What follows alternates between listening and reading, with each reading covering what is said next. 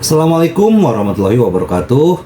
Salam sejahtera buat kita semua. Semoga kita semua dalam keadaan sehat jasmani dan rohani, tidak kekurangan satu apapun. Amin ya robbal alamin. Oke, Mimin akan melanjutkan cerita Liontin Giok Naganya. Tapi seperti biasa, bantu dulu tekan tombol like dan berkomentar juga Tuan dan Nona. Terima kasih sesudah dan sebelumnya. Terima kasih. Mari kita lanjutkan saja ceritanya. Yes. Bab 1937 sampai bab 1940.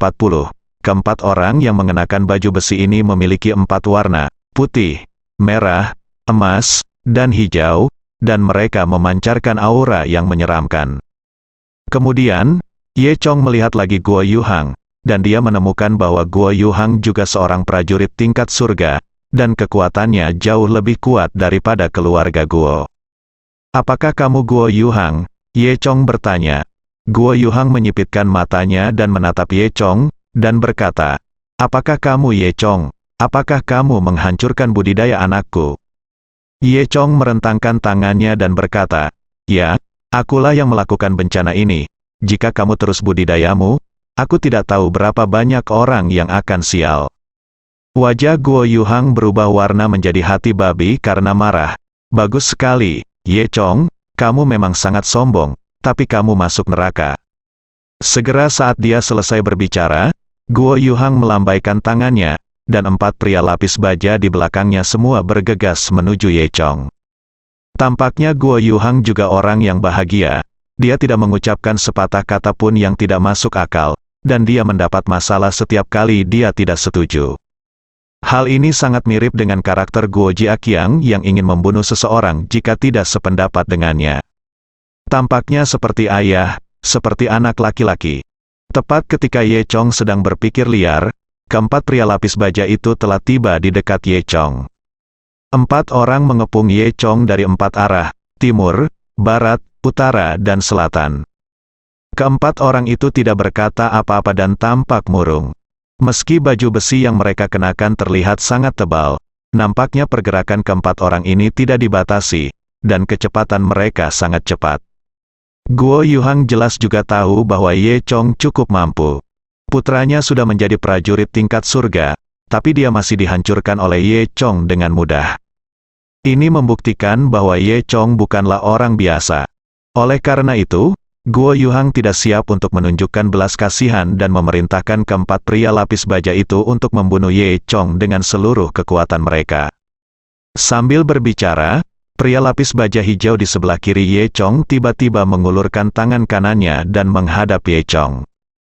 Kemudian, 2 tanaman merambat hijau keluar dari tangannya, seperti 2 ular berbisa, dan bergegas menuju Ye Chong.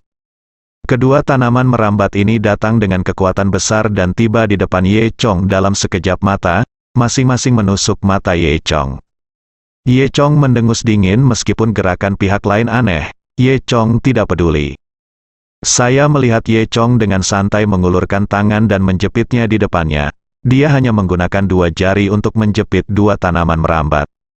Momentum kuat asli dari pohon anggur itu segera diselesaikan oleh Ye Chong. Namun, segera setelah itu, kabut hijau tebal tiba-tiba keluar dari tanaman merambat. Dan yang jelas, kabut tebal ini beracun. Kabut tebal datang dengan ganas dan sangat cepat, menyerbu ke arah wajah Ye Chong. Dalam sekejap mata, kepala Ye Chong terendam. Jurus ini sangat aneh dan sulit untuk diwaspadai. Jika orang biasa, saya khawatir gas beracun tersebut akan menyerang jantungnya dan mati. Jika Ye Chong tidak memiliki tubuh Dewa Naga untuk melindunginya, dia mungkin tidak bisa melarikan diri. Namun, untungnya, Ye Chong memiliki tubuh Dewa Naga. Tubuh Dewa Naga kebal terhadap semua racun. Jadi dia secara alami tidak takut dengan gas beracun ini. Ye Chong mendengus, dan kemudian dengan pikiran di benaknya, dia memproyeksikan aura naga dan phoenix, langsung menghilangkan kabut hijau di sekitarnya. Kemudian, Ye Chong tiba-tiba meraih pohon anggur itu, dan semburan energi kuat lainnya keluar dari tangannya. Energi naga dan phoenix ini mengalir di sepanjang tanaman merambat dan langsung menuju ke pria lapis baja hijau. Kemudian, terdengar ledakan keras, dan ki meledak di dada pria lapis baja hijau itu. Pria lapis baja hijau itu langsung terlempar dan terbang sejauh belasan meter. Segera setelah itu, pria lapis baja hijau itu jatuh ke tanah dengan keras, menimbulkan banyak debu. Yang tidak disangka Ye Chong adalah pria lapis baja hijau itu berdiri dengan cepat. Melihatnya, dia sepertinya tidak terluka sama sekali. Bahkan Ye Chong harus mengagumi betapa kerasnya baju besi ini. Guo Yuhang, yang berdiri di sampingnya, mencibir, "Ye Chong, aku tahu kamu cukup bagus, tetapi jika kamu ingin berurusan dengan manusia lapis baja 5 elemen keluarga Guo kami, kekuatanmu masih belum cukup, jadi terima saja kematianmu." Manusia lapis baja 5 elemen, Ye Chong tiba-tiba menyadari. Tidak heran dia merasa sedikit aneh sekarang, ternyata inilah alasannya. Sebelum Ye Chong sempat memikirkannya, dia melihat pria lapis baja merah di sisi lain. Dia tiba-tiba mengulurkan tangannya, dan dua api keluar dari tangannya dan langsung menuju ke arah Ye Chong. Pria berbaju merah ini secara harfiah adalah penyembur api. Nyala api itu seperti dua ular yang berapi-api, hampir membakar udara. Dalam sekejap mata, nyala api sudah dekat dengan Ye Chong. Kekuatan apinya sangat kuat, dan pria berbaju merah juga sangat kuat, tapi dia kurang beruntung saat bertemu Ye Chong. Latihan dan keterampilan yang dikaitkan dengan api di seluruh tubuh Ye Chong, bahkan energi aslinya, bersifat atribut api, dan dia juga memiliki elemen api di tubuhnya. Bagaimana dia bisa takut pada api? Ketika api datang, Ye Chong tidak bisa menghindarinya. Kemudian, api langsung mengelilingi Ye Chong, dan api yang berkobar membakar Ye Chong. Ketika Guo Yuhang melihat adegan ini, dia mencibir lagi.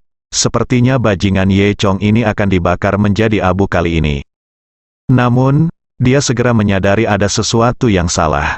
Guo Yuhang sangat terkejut. Apa yang terjadi? Anda tahu, dibakar oleh api adalah cara mati yang paling menyakitkan. Tapi mengapa Ye Chong bahkan tidak berteriak? Apakah dia langsung mati terbakar oleh api? Sial, aku tidak membiarkan dia merasakan sakitnya. Dia langsung terbakar sampai mati oleh api. Orang ini sangat pelit. Guo Yuhang mengutuk dirinya sendiri. Sebelum dia selesai berbicara, terdengar suara pop, dan api pria lapis baja merah itu telah menghilang. Yang mengejutkan Guo Yuhang adalah setelah apinya menghilang, dia menemukan Ye Chong berdiri di sana dengan selamat. Nyala api tadi sepertinya tidak berpengaruh pada Ye Chong. Bahkan sudut pakaian Ye Chong tidak terbakar. Tidak mungkin. Apakah ada yang salah dengan pria lapis baja itu? Guo Yuhang tidak percaya. Namun, pada saat yang sama, pria lapis baja emas di belakang Ye Chong tiba-tiba bergegas menuju Ye Chong. Pria lapis baja emas ini menggunakan metode tumbukan fisik paling langsung, tapi memang yang paling mengancam.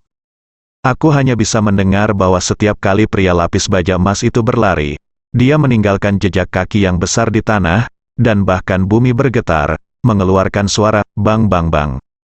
Meskipun pria lapis baja emas ini tidak cepat, dia memiliki kekuatan yang tidak dapat dihentikan. Di belakangnya, jejak kaki panjang tertinggal. Akhirnya, pria lapis baja emas itu bergegas menuju Ye Chong tanpa terhentikan. Kemudian, pria lapis baja emas itu mengangkat tinjunya yang besar dan meninju Ye Chong. Kemudian, dengarkan saja ketukan biasa. Dengarkan saja pukulan keras. Ye Chong mengangkat tangannya untuk melawan.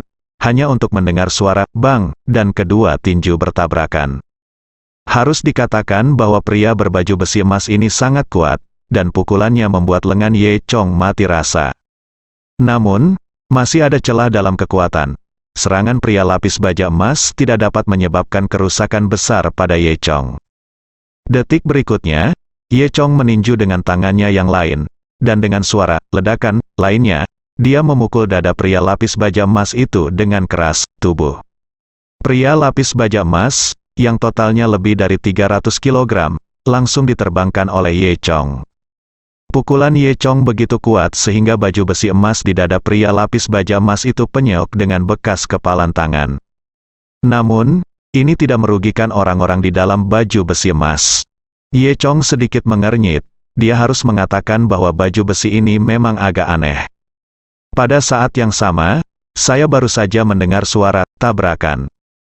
Pria terakhir berbaju besi putih yang berdiri di sana sebelum mengambil tindakan akhirnya mengambil tindakan. Dia tidak tahu di mana dia menemukan sebotol air dan menuangkan semuanya ke dirinya sendiri. Armor putih yang tumpah ke dalam air tampak seperti spons, langsung menyedot semua air ke dalamnya. Namun armor putih yang awalnya kusam kini menjadi cerah dan lembab. Segera setelah itu, pria berbaju putih juga bergegas menuju Ye Chong. Pria lapis baja putih ini adalah yang paling fleksibel di antara 4 pria lapis baja. Dalam sekejap, dia sudah dekat dengan Ye Chong. Kemudian, di tangan pria berbaju putih, 2 pemecah es tiba-tiba mengembun, sangat tajam. Pria berbaju putih menusuk dada Ye Chong dengan pemecah es. Bahkan Ye Chong tidak berani gegabah. Sambil berpikir, dia mengeluarkan pedang tulang ikan di senjata ajaib luar angkasa. Segera setelah itu, cahaya dingin menyala, dan pemecah es di tangan pria berbaju putih itu pecah. Tidak peduli seberapa tajam pemecah esnya, tentu saja itu bukan tandingan pedang tulang ikan. Namun, pria berbaju besi putih ini mengandalkan kelenturannya dan kemampuannya memadatkan pemecah es yang tajam kapan saja dan di mana saja untuk terus menyerang Ye Chong. Pada saat yang sama, ketiga pria lapis baja dari sebelumnya kembali ke medan perang. Rambut manusia lapis baja hijau sekali lagi mengirimkan 2 tanaman merambat, menyerang Ye Chong seperti 2 cambuk. Pria lapis baja merah itu juga melepaskan api. Pria lapis baja emas, seperti tank, sekali lagi menabrak Ye Chong dengan tabrakan tubuh manusia. Seolah ingin bekerja sama dengan serangan orang lain, pria berbaju putih itu menyerang lebih ganas. Dia terus mengembun menjadi pemecah es, menikam Ye Chong dari berbagai sudut yang aneh. Menghadapi banyak krisis, Ye Chong tidak panik. Dia terlihat memegang pedang tulang ikan, dan cahaya pedang memecahkan pemecah es dari pria lapis baja putih di depannya. Kemudian, di satu sisi tubuh Ye Chong, dia menghindari 2 tanaman merambat lapis baja hijau. Segera setelah itu, api pria lapis baja merah itu membakar tubuh Ye Chong. Tapi Ye Chong tidak peduli sama sekali. Perhatian Ye Chong tertuju pada pria lapis baja emas yang bergegas ke arahnya. Dia berdiri dengan kaki sedikit terbuka dan mengambil posisi berdiri, bersiap untuk konfrontasi langsung dengan pria berbaju besi emas. Detik berikutnya, pria lapis baja emas itu menabrak Ye Chong. Mendengar ledakan, Ye Chong merasa seolah-olah ada mobil yang menabraknya. Namun, pria berbaju besi emas itu merasa lebih buruk lagi. Dia terpental kembali oleh kekuatan tumbukan yang sangat besar dan terbang keluar lagi. Meskipun Ye Chong tidak dirugikan, dia masih terbentang di mana-mana. Ketika Guo Yuhang di kejauhan melihat pemandangan ini, dia merasa lebih bangga lagi, karena dia masih memiliki kill yang belum dia gunakan. Sebelum Ye Chong bisa mengatur napas, tiba-tiba, sebuah tonjolan terbentuk di tanah di bawah kakinya. Segera setelah itu, sepasang lengan lapis baja berwarna coklat terentang dan meraih pergelangan kaki Ye Chong. Kemudian, lengannya mengerahkan kekuatan, mencoba menarik Ye Chong ke bawah. Ye Chong mendengus dingin, bagus sekali, sebenarnya, Ye Chong sudah berjaga sejak lama. Alasan mengapa Ye Chong berada dalam keadaan pasif sekarang dan tidak melepaskannya adalah karena dia tahu ada sesuatu di bawah tanah. Meskipun kaki Ye Chong digenggam dengan kuat, dia tidak panik, lalu memutar ujung pedang tulang ikan dan menusukkannya ke tanah. Kemudian, Ye Chong berteriak pelan, dan ki biru muda meledak dari pedang tulang ikan. Pedang tulang ikan itu tenggelam ke dalam tanah dalam sekejap, dan kemudian sepertinya telah menusuk sesuatu. Segera setelah itu, Ye Chong tiba-tiba mengangkat dan mengambil benda besar dari tanah. Itu pria lapis baja coklat, pedang Ye Chong telah menembus pria lapis baja coklat itu. Kemudian, Ye Chong Jiang mengayunkan pedang tulang ikan dan membuang pria lapis baja coklat itu. Yang terakhir mendarat tepat di kaki Guo Yuhang dengan suara bang. Kemudian, pria berbaju besi coklat itu bergetar 2 kali, dan darah mengalir dari celah di baju besi itu. Dalam beberapa detik, pria lapis baja coklat itu mati. Guo Yuhang tidak percaya bahwa armor 5 elemen ini adalah senjata paling berharga dari keluarga Guo-nya dan selalu tak terkalahkan. Tanpa diduga, salah satunya dipatahkan oleh pedang Ye Chong.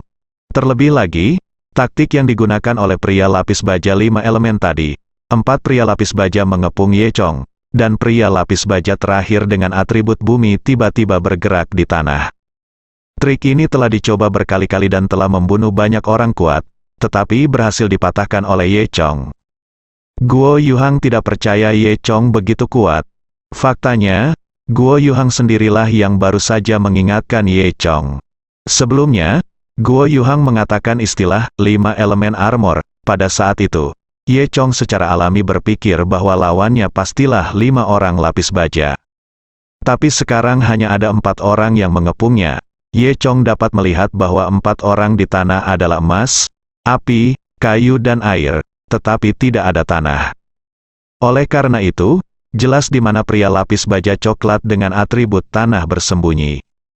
Pada saat itu, Ye Chong sudah berpikir bahwa pria lapis baja coklat itu pasti bersembunyi di bawah tanah, menunggu peluang. Oleh karena itu, Ye Chong berada dalam pertahanan pasif pada awalnya, bukan karena dia tidak kompeten, tetapi karena dia sedang menunggu pria lapis baja coklat itu tiba-tiba menyerang. Dan seperti yang diharapkan Ye Chong, pria lapis baja coklat itu benar-benar muncul dari tanah dan menyerang Ye Chong. Untungnya, Ye Chong sudah siap dan membunuhnya. Begitu pria berbaju coklat itu mati, bahaya yang mengintai menghilang, dan Ye Chong secara alami bisa melepaskannya. Ye Chong terlihat bergerak dan bergegas menuju pria lapis baja putih di depannya. Kali ini, kecepatan Ye Chong beberapa kali lebih cepat. Pria berbaju putih tidak bisa bereaksi sama sekali. Dia ditembus oleh Ye Chong hanya dengan 1 serangan pedang. Namun, baju besi putih ini bukanlah hal yang biasa. Ye Chong menyerang dengan sekuat tenaga, masih menggunakan pedang tulang ikan, namun hanya menembus baju besi putih, tetapi tidak menembus baju besi putih. Meski begitu, orang yang mengenakan armor putih tidak akan mampu bertahan lagi. Saat ini, pria berbaju merah di belakang Ye Chong ingin mengambil kesempatan untuk menyerang Ye Chong. Ye Chong menghindar lagi dan mencapai pria berbaju merah. Kemudian, dia meraih helm pria lapis baja merah itu dan memutarnya dengan keras. Hanya suara retakan yang terdengar dari dalam armor, dan leher pria berbaju merah langsung terpelintir. Kemudian, pria lapis baja hijau dan pria lapis baja emas juga bergegas menuju Ye Chong. Orang-orang lapis baja ini tampaknya tidak memiliki pikiran dan rasa takut. Ye Chong mendengus dingin, dan melewati kedua pria lapis baja itu dalam sekejap. Saat Ye bergegas, dia meninggalkan bekas api di helm kedua pria lapis baja itu. Setelah Ye Chong melewati 2 pria lapis baja itu, dia jatuh di depan Guo Yuhang. Guo Yuhang tertegun, tanpa sadar melangkah mundur, lalu menatap Ye Chong dengan hati-hati.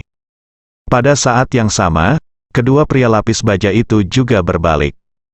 Guo Yuhang mundur selangkah lagi dan berteriak, "Bunuh aku, bunuh Ye Chong ini." Sebelum dia bisa menyelesaikan kata-katanya, dia mendengar ledakan keras di atas kepala 2 pria lapis baja. Ye Chong menggunakan ledakan api murka Buddha. Sekarang dia memiliki kekuatan master setengah langkah. Tentu saja, kekuatan ledakan api murka Buddha bahkan lebih kuat. Bahkan manusia lapis baja 5 elemen pun sulit untuk ditolak.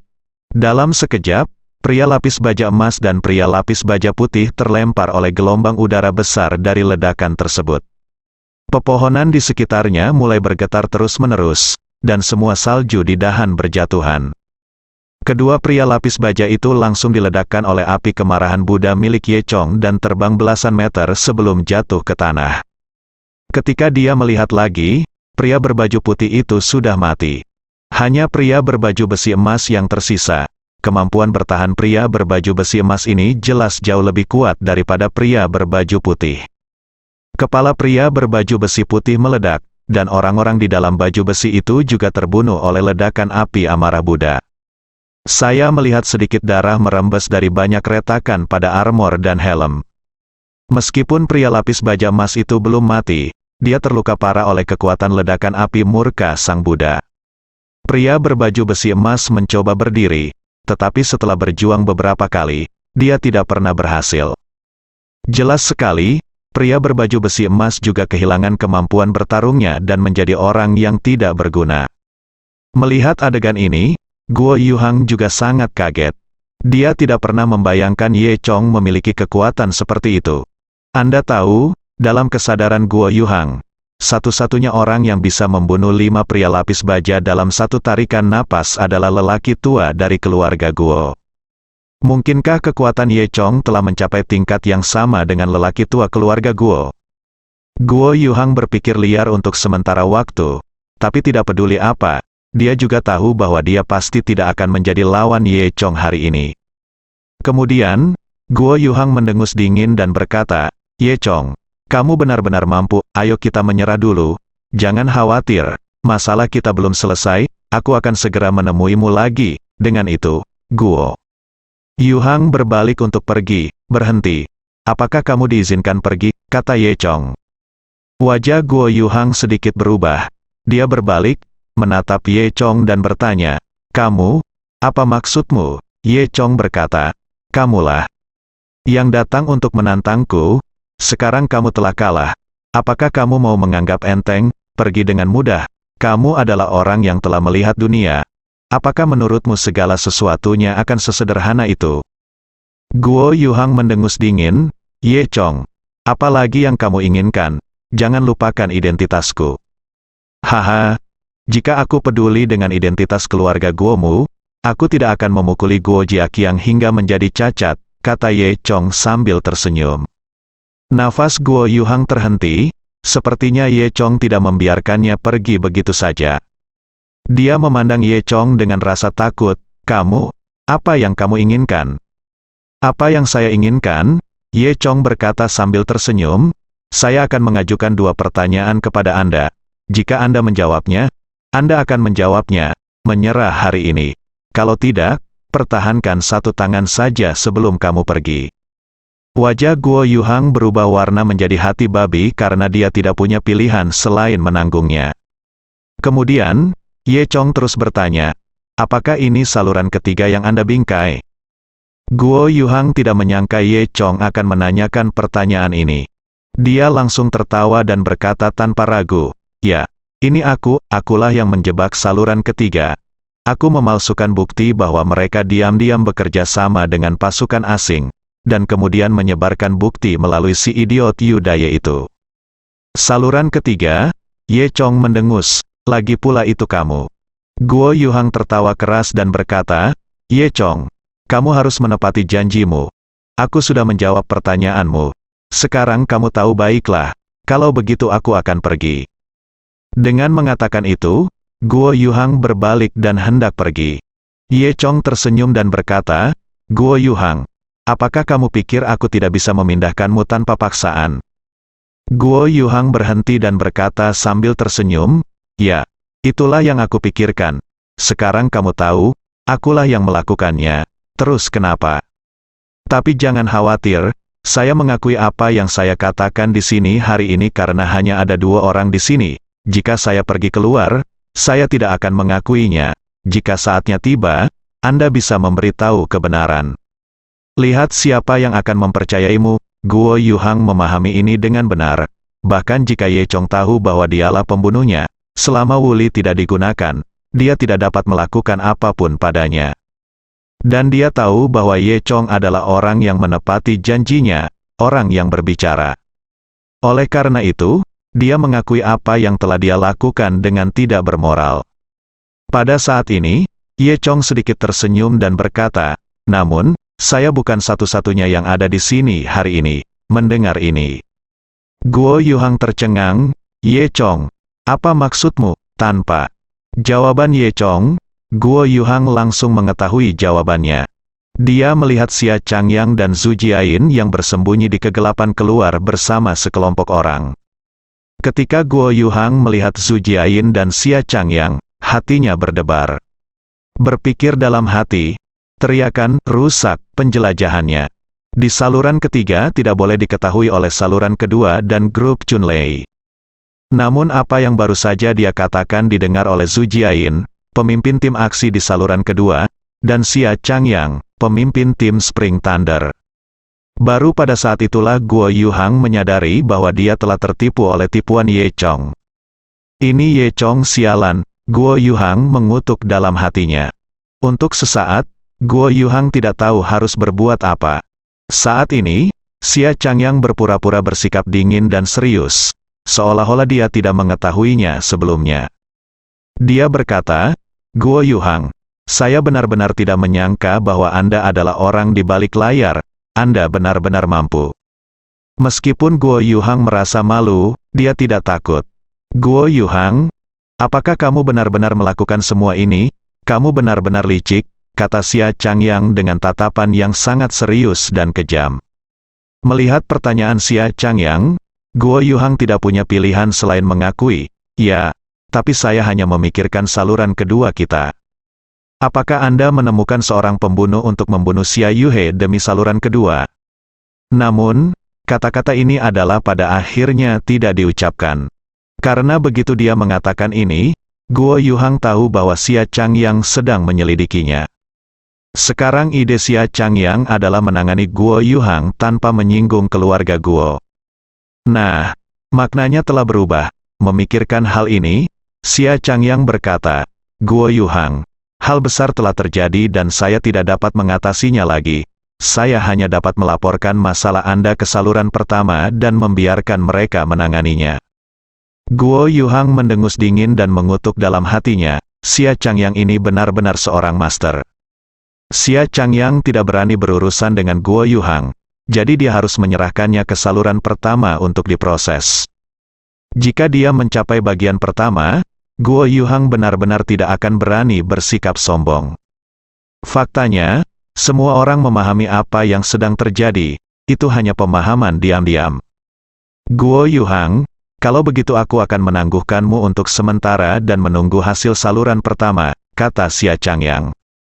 Guo Yuhang mendengus dingin, ketua tim Xia, kamu benar-benar menarik, jika tidak ada yang lain, aku akan pergi.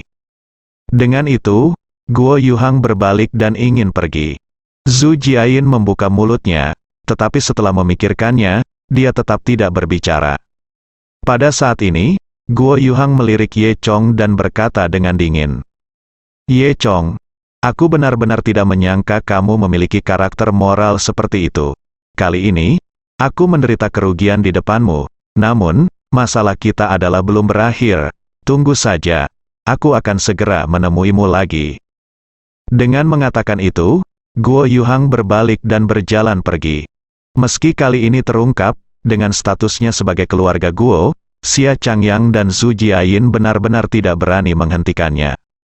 Melihat Guo Yuhang pergi dengan sombongnya, Zhu Jiayin menghentakkan kakinya dengan marah. Sombong sekali, sayang sekali tidak ada cara untuk menghadapinya, Zhu Jiayin berkata dengan marah.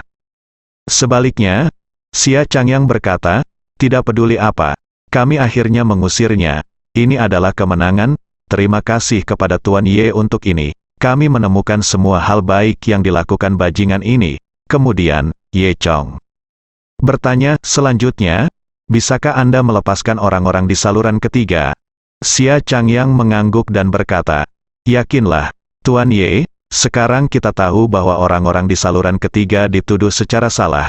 Saya akan membebaskan mereka sebagai sesegera mungkin, bebaskan semua orang di saluran ketiga, tapi saya masih perlu meminta instruksi dari atasan tentang masalah ini. Ye Chong mengangguk, sepertinya masalah ini harus diselesaikan. Kemudian, Ye Chong menatap Zhu Jiayin lagi. Ngomong-ngomong, Jiayin, sebarkan berita ini sesegera mungkin. Jika Tuan Yu tahu tentang saluran ketiga setelah berita bahwa dia telah dibebaskan, saya yakin dia akan muncul. Zhu Jiayin mengangguk dan berkata, oke, saya akan melakukannya ketika saya kembali. Di sisi lain, Guo Yuhang kembali ke rumah dengan malu. Kali ini dia dianggap pecundang. Setelah pulang ke rumah, Guo Yuhang segera datang ke taman belakang keluarga Guo. Orang tidak boleh keluar masuk sesuka hati karena disinilah tempat tinggal lelaki tua keluarga Guo. Di masa normal, hanya sedikit orang yang berani mengganggu King Xiu Tuan Guo. Guo Yuhang buru-buru berjalan ke taman belakang. Gaya arsitektur taman belakang ini mirip dengan tempat lain di keluarga Guo, semuanya bergaya arsitektur taman selatan yang antik. Taman belakang sangat tenang dan elegan. Di taman belakang terdapat telaga kecil yang tidak membeku sepanjang tahun, dan terdapat pulau di tengah telaga. Guo Yuhang tahu bahwa saat ini, Tuan Guo pasti sedang berlatih di pulau itu. Saat ini, Guo Yuhang telah tiba di tepi danau kecil. Dia berdiri di tepi pantai dan memandangi pulau di tengah danau. Kemudian, dia berseru, "Ayah, apakah ayah di sana?" Tidak ada yang menjawab. Guo Yuhang berteriak lagi. Tepat ketika Guo Yuhang baru saja mengeluarkan suara, tiba-tiba angin sepoi-sepoi bertiup melalui tengah danau. Guo Yuhang merasakan angin sepoi-sepoi bertiup di wajahnya. Dia tidak bisa membuka matanya dan sedikit berkedip. Sebelum dia berkedip, tidak ada apapun di depannya. Namun ketika mereka membuka mata, mereka menemukan seseorang telah berdiri di depan mereka. Itu tidak lain adalah ayah Guo Yuhang, Guo Zuibao. Guo Zuibao memiliki rambut hitam, wajah dingin, dan tidak ada kerutan di wajahnya. Usianya hampir sama dengan Guo Yuhang, atau bahkan beberapa tahun lebih muda dari Guo Yuhang. Jika belum mengetahuinya, tidak akan ada yang mengira bahwa pria yang terlihat lebih muda dari Guo Yuhang ini adalah ayah Guo Yuhang. Karena Guo Zuibao telah menembus ranah pejuang dan mencapai ranah master setengah langkah seperti Ye Chong, penampilannya juga telah diremajakan. Faktanya, Guo Zuibao masih berusia 90-an. Wajah Guo Zuibao dingin, dia memandang Guo Yuhang dengan tenang dan berkata, "Hal-hal yang tidak berguna, bagaimana kamu bisa bersikap terburu-buru?" Meskipun tidak ada kemarahan dalam kata-katanya, itu tetap membuat Guo Yuhang takut. Guo Yuhang segera menundukkan kepalanya ketakutan, bahkan tidak berani kentut. Kemudian, Guo Zuibao bertanya, "Apa yang terjadi?" "Ayah, begini, setelah pajak, Guo Yuhang memberitahu Ye Chong bahwa dia telah menghancurkan budidaya Guo Jiaqiang." "Apa?" Guo Zuibao mengangkat alisnya saat mendengar ini. "Tahukah Anda, Guo Jiaqiang adalah harapan masa depan keluarga Guo." "Ayah, awalnya aku berpikir bahwa aku akan membalas dendam pada Ye Chong sendirian, dan aku akan membawa serta pria lapis baja 5 elemen keluarga Guo kami. Tapi yang tidak aku duga adalah bajingan Ye Chong ini memang sangat kuat. Dia sebenarnya adalah pria lapis baja 5 elemen yang menghancurkan keluarga Guo kami. Ye Chong membunuh 4 dari mereka, hanya menyisakan pria lapis baja emas, yang setengah mati dan mungkin tidak berguna." Guo Yuhang segera berkata. Mendengar ini, ekspresi Guo Zuibao sedikit berubah. "Oh, ada hal seperti itu, seseorang benar-benar dapat menangani 5 pria lapis baja dari keluarga Guo kita." Guo Yuhang mengangguk, "Ya, Ayah, jika tidak, saya tidak akan memperingatkan Anda untuk maju." Guo Zuibao mendengus dingin. Kultivasi Jiaqiang telah dihapuskan. Apakah ada cara untuk memulihkannya? Guo Yuhang menggelengkan kepalanya dan berkata, "Saya telah berkonsultasi dengan banyak dokter terkenal di ibu kota. Mereka mengatakan apakah Jiaqiang dapat bergerak secara normal di masa depan masih menjadi masalah. Dia mungkin hanya lumpuh di tempat tidur." Setelah mendengar ini, Guo Zuibao juga sangat marah. "Oke, siapa Ye Chong ini? Dia memiliki kemampuan seperti itu? Berani sekali," tanya Guo Zuibao. Meskipun keluarga Guo telah berada di ibu kota selama beberapa waktu, di level Guo Zuibao, mereka secara alami tidak lagi peduli dengan hal-hal duniawi. Oleh karena itu, meskipun ia datang bersama keluarga Guo, ia tetap bersembunyi di halaman belakang keluarga Guo untuk berlatih dan tidak mempedulikan urusan duniawi. Oleh karena itu, mengenai apa yang terjadi di ibu kota, dia tidak tahu sama sekali. Setelah itu, Guo Yuhang segera memberitahu Guo Zuibao tentang Ye Chong. Setelah mendengar tentang Ye Chong, Guo Zuibao menjadi tertarik pada Ye Chong. Dia menyipitkan matanya, berpikir sejenak, dan berkata kepada Guo Yuhang di sebelahnya, "Pergi dan tulis tantangan untuk Ye Chong. Aku akan menemuinya besok." Guo Yuhang sangat gembira saat mendengar ini. "Ayah, di mana lokasinya?" Guo Yuhang bertanya. Guo Zuibao tidak menjawab, tetapi bertanya, "Di mana orang lapis baja itu mati?" Guo Yuhang berkata, "Tepat di depan markas rahasia jalan kedua, di hutan tidak jauh." Guo Zuibao berkata, lokasinya bertekad untuk berada di sana. Saya ingin menggunakan nyawa Ye Chong untuk memberi penghormatan kepada 4 pria lapis baja yang mati. Guo Yuhang mengangguk dan berkata, "Oke, saya akan segera membuat pengaturan. Besok adalah hari kematian Ye Chong." Bersambung.